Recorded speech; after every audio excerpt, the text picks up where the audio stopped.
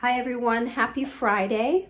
I'm putting together a quick quinoa salad this afternoon to keep on hand for the weekend. Really great as a snack, an appetizer before a meal, or a side dish to a meal. Tasty, easy, and we can make it with ingredients that we've been using all week already. So the pantry staples include a dried quinoa. You could use another grain here. I like quinoa because it's actually a seed and it's wheat-free. It's safe for a variety of allergies and sensitivities. It's relatively high in protein and fiber, and it cooks very quickly. So I like a tricolor.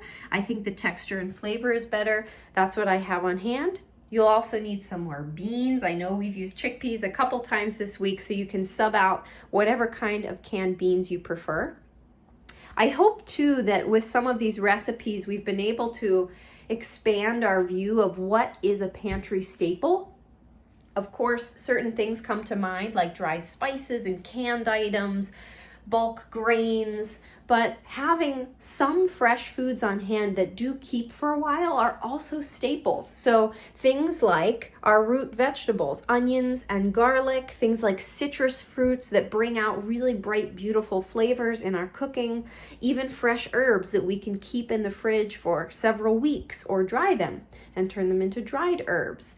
Seasonings like vinegars and olive oils that really enhance the flavor of our meals without needing to add additional sodium. So think through how you want to shop at the grocery store and bulk up your refrigerator, your freezer, your pantry with things that still stay good but are partly fresh and partly dried. There's plenty of staples we can have on hand so that we can make delicious recipes all the time.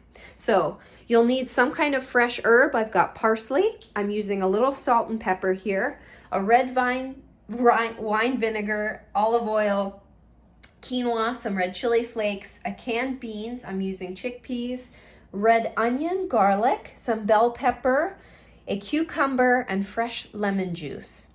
All easy ingredients, and I've already actually cooked my quinoa. I made it in my Instapot this morning.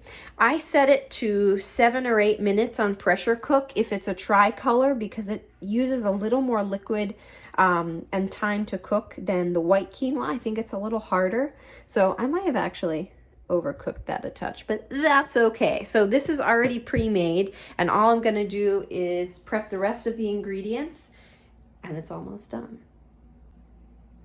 Great, so next step after you have chopped all of your vegetables is to put the quinoa in a bowl. You want it to cool down. If it's too hot, it's gonna sort of soften some of the vegetables. They won't have the same crunch and fresh bite. So make sure this is pretty cool.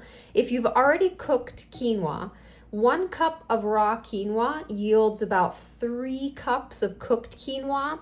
So if you're not following the recipe exactly and you have leftover quinoa, know that you can use about 3 cups of already cooked quinoa or less, whatever you have, to add to the recipe as is.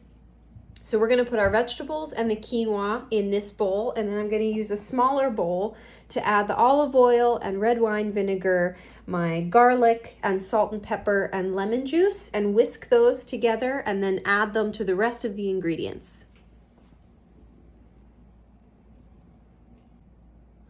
There we go. So here's my dressing. I'm going to grab a whisk, all my ingredients in the other bowl, extra pepper if you want it, any additional spices, and you're done. Here's our finished product. It's beautiful, colorful. This serves a bunch of people. This is a big bowl.